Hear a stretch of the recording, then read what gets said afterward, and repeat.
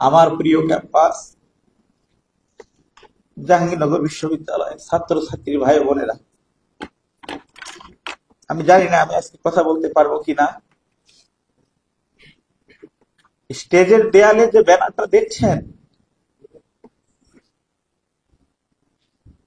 এখানে দুইটা লাইন একসাথে দেখে সহ্য করা আমাদের কয়েকজনের জন্য খুব কঠিন। আমার সামনে সারিতে এক সারি ভাইয়েরা বসে, আর আমরা স্টেজে আছি দুইজন। দুইটা লাইন একসাথে দেখা আমাদের জন্য খুব, এই মুহূর্তে যেমন আনন্দের, ঠিক তেমনি বিশ্বাস না হওয়ার মতো। লাইন দুটি হলো বাংলাদেশ ইসলামী ছাত্র শিবির জাহাঙ্গীরনগর বিশ্ববিদ্যালয় শাখা। ভর্তি হয়েছিলাম 2002 সালে 17ই মে, 31তম আবর্তন। বঙ্গবন্ধু হলের প্রথম ব্যাচ ছিলাম আমি। বড় ভাইরা বলতেন, যার নাম সাব্বির তাকে ডাকবা না, দূর থেকে সাব্বির বলে ডাকবা না। সাব্বির সাব্বির বলে ডাকলে শিবির শোনা যাবে।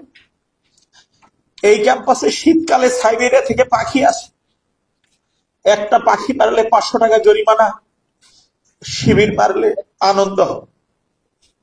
একটা পাখির যে দাম, জাহাঙ্গীরনগর বিশ্ববিদ্যালয়ের ছাত্র কিন্তু শিবির করলে তার জীবনের কোনো দাম থাকবে না। 4 আগস্ট 2002 বঙ্গবন্ধু হলে উঠলাম।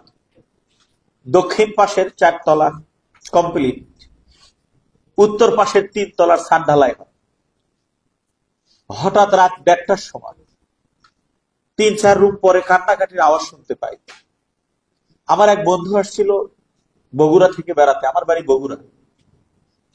ওর হাতে তখন নতুন ফোন, এই কর্নারে ডান্ডিওয়ালা ফোন, গ্রামীণ ফোন, মোবাইল সবার হাতে ছিল না।